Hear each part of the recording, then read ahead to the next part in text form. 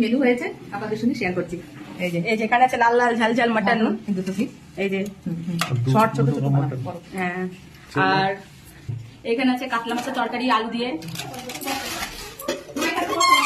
এখানে আছে আমের চাটনি টক টক ঝাল ঝাল, আর এখানে আছে অল্প একটু চিকেন। চিকেনটা কার জন্য?